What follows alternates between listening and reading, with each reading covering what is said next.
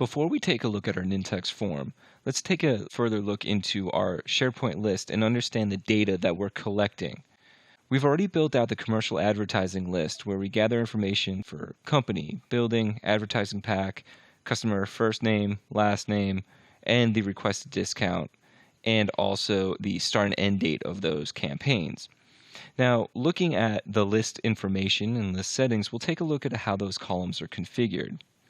Company, first name, last name, email, phone number, job title, all of those contact information lines are single line text boxes.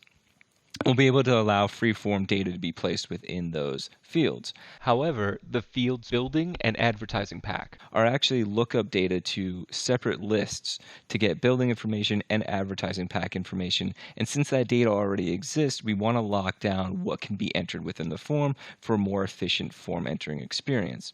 The same thing goes for requested discount, where you can only enter in a number value, the discount yes or no selector, and we can build rules for show and hide based on that content, and then capture the discount amount and the total price amount, as well as date and time type controls for start date and end date. So let's take a look at Nintex Forms in the Nintex Forms Designer. The Nintex Forms Designer can be designed in one of two ways, either classic or responsive, and in this example we're going to use the responsive layout.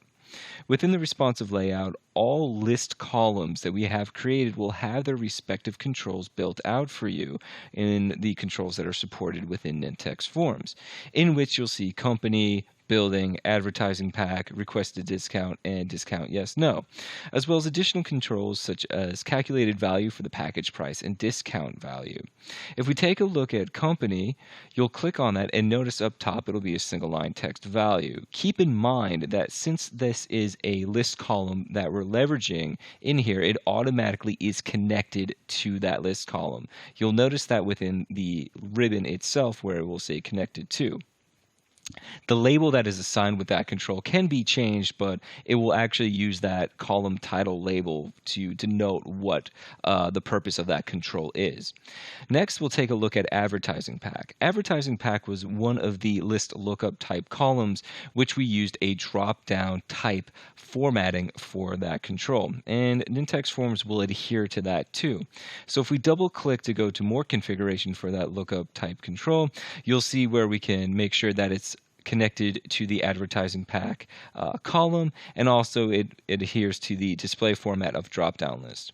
If you did want to use the list lookup filtering capabilities for cascading drop-downs, that option is always available to you in the filtering section, where you can expand filtering and choose to filter on a control's value. However, we're not using that in this example, but if that requirement is met, the list lookup filtering abilities will allow you to do cascading drop-down.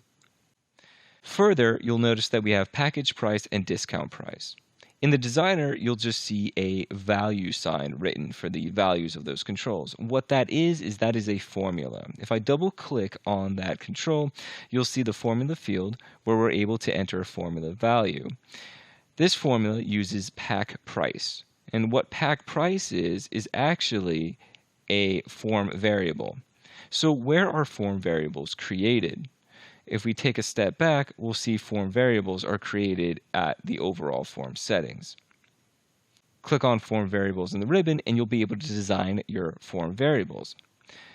Pack price has a formula that uses the lookup runtime function. We can see how the formula is built out, but let's take a look. If I click on the formula builder and I click on runtime functions, any of these functions that you select will actually give you the syntax for them if you select them. So we'll click on lookup. How lookup is designed is to look into another SharePoint list, grab the column value as it pertains to another control on your form. Now you can nest in other values or runtime controls to help further refine the value that's returned. So if I click on lookup, you'll see we want to grab the list title, the column to filter on, the value to filter on, and then the output column or data that will be shown in the control itself. Here, we're using lookup to go to the advertising packs list. Notice that there's a space in between advertising and packs, those two words. So, to make sure that we can identify this, we want to surround advertising packs or the list name with quotes. Otherwise, the runtime function syntax will break at that space between advertising and packs or between word 1, word 2, or any other additional words. So, you'll want to make sure that you enclose that list title with quotes. Next, we want to go against the column to filter on. And in this example, we want to go against the title. And that would be the title in the advertising packs list. Next, we want to grab the value from advertising pack, which if you remember from our column setup is actually the lookup column. In Nintex Forms and in SharePoint in general, when you look up a lookup value from another list, there will be an ID prefix on it. To remove that ID prefix, what you can leverage is the parse lookup runtime function. And that's why you see this value here, parse lookup, and then within the parentheses advertising pack.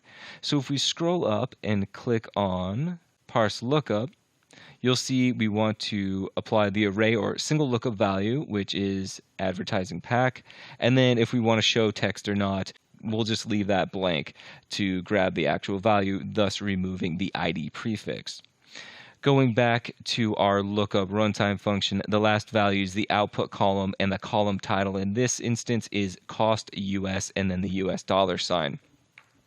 What this will do is this will bring us the value depending on what advertising pack is selected from the advertising pack lookup control, parse the value to grab us the cost in US dollars as it relates to that advertising pack. And so to make that simple, we just store that within a form variable. And so that will be stored in the background and then easily accessed for us within the package price using the formula builder to then grab the form variable pack price, store as the formula, click OK, and then we can actually have that stored under the package price control.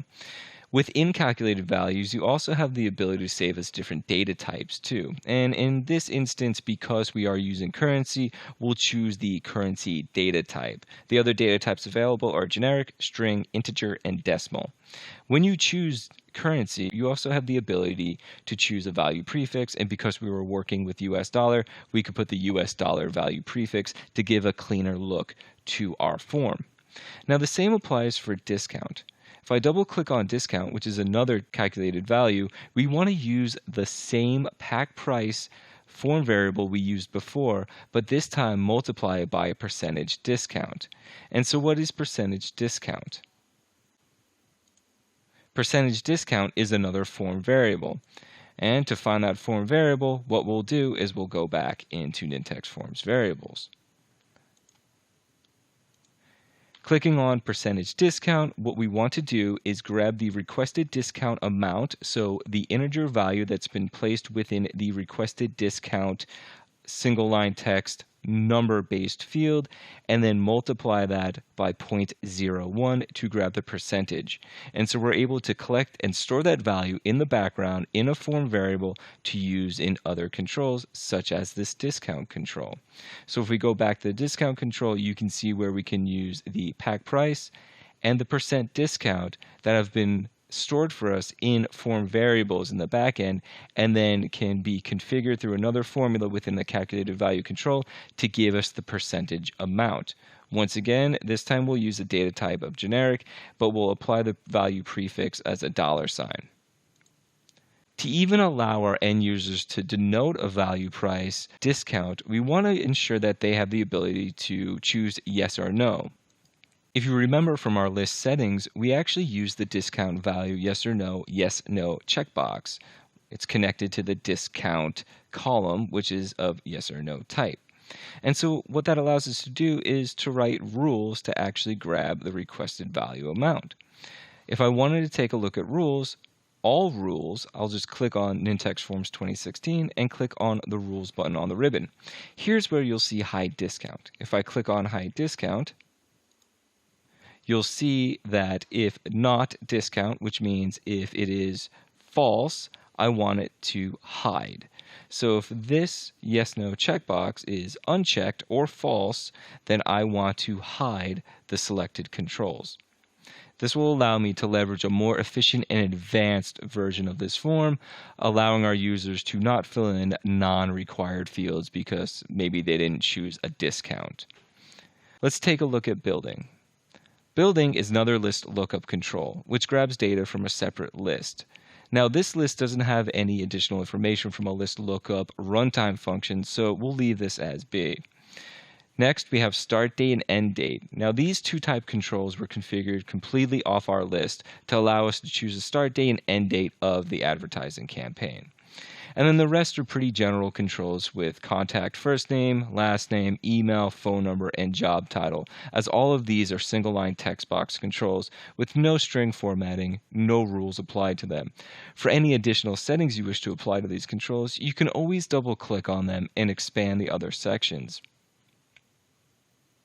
Now that we've designed our Nintex form, including show hide rules, form variables, the ability to leverage the existing columns that we have built within our SharePoint list, we can take this data, metadata, and calculated values and continue building out our business solution process.